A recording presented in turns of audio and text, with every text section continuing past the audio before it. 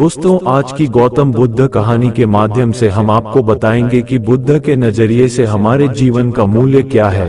हम में से बहुत से लोग अपनी जिंदगी की कीमत नहीं समझते और ऐसी चीजों में अपनी जिंदगी बर्बाद कर देते हैं जिससे हमें ही नुकसान होता है।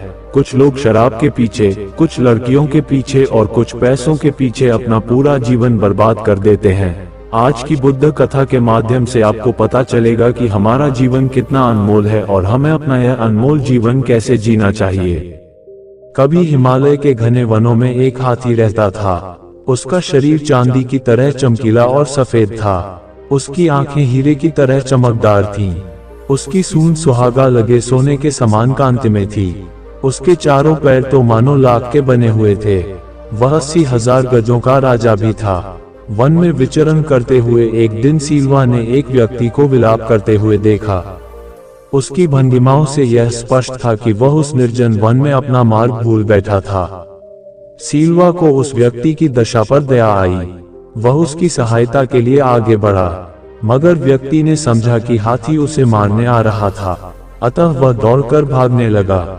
उसके भय को दूर करने के उद्देश्य से सीलवा बड़ी शालीनता से अपने स्थान पर खड़ा हो गया, जिससे भागता आदमी भी थम गया।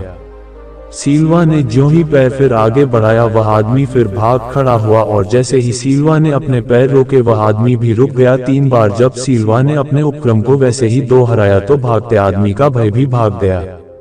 वह समझ गया कि सीलवा कोई खतरनाक हाथी नहीं था। तब वह आदमी निर्भीक होकर अपने स्थान पर स्थिर हो गया। सीलवा ने तब उसके पास पहुंचाकर उसकी सहायता का प्रस्ताव रखा। आदमी ने तत्काल उसके प्रस्ताव को स्वीकार किया। सीलवा ने उसे तब अपनी सूंड के उठाकर पीठ पर बिठा लिया और अपने निवास स्थान पर ले जाकर नाना प्रकार के फलों से उसकी आवभगत की। अंततः जब उस आदमी की भूख प्यास का निवारण हो गया तो सीलवा ने उसे पुनः अपनी पीठ पर बिठाकर उस निर्जन वन के बाहर उसकी बस्ती के करीब लाकर छोड़ दिया। वह आदमी लोभी और कृतघ्न था। तत्काल ही वह एक शहर के बाजार में एक बड़े व्यापारी से हाथी दांत का सौदा कर आया। कुछ ही दिनों में वह आरी आदि औजार और रास्ते के लिए समुचित भोजन का प्रबंध कर सीलवा के निवास स्थान को प्रस्थान कर गया। जब वह व्यक्ति से सीलवा के सामने पहुंचा तो सीलवा ने उससे उसके पुनरागमन का उद्देश्य पूछा। उस व्यक्ति ने तब अपनी निर्धनता दूर करने के लिए उसके दांतों की याचना की।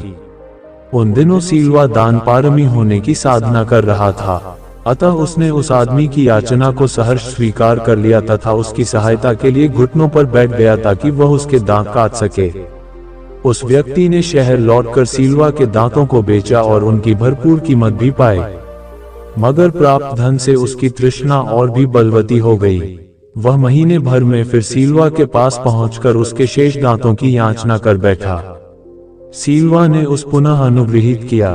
कुछ ही दिनों के बाद वह लोभी फिर से सीलवा के पास पहुंचा और उसके शेष दांतों को भी निकाल कर ले जाने की इच्छा जताई। दानपरायण सीलवा ने उस व्यक्ति की इस याचना को भी सहर्ष स्वीकार कर लिया। फिर क्या था, क्षण भर में वह आदमी सीलवा के मसूड़ों को काट छेद कर उसके सारे दांत समूल निकाल कर और अपने गंतव्य को तत्काल प्रस्थान कर गया। खून से लथपथ दर्द से व्याकुल कराहता सीलवा फिर जीवित न रह सका और कुछ समयोपरांत दम तोड़ गया। लौटता लोभी जब वन की सीमा भी नहीं पार कर पाया था तभी धरती अचानक फट गई और वह आदमी काल के गाल में समा गया। तभी वहां वास करती हुई एक वृक्ष यक्षिणी ने ये गान गाया। मांगती है तृष्णा और मिटा नहीं सकता जिसकी भूख को सारा संसार।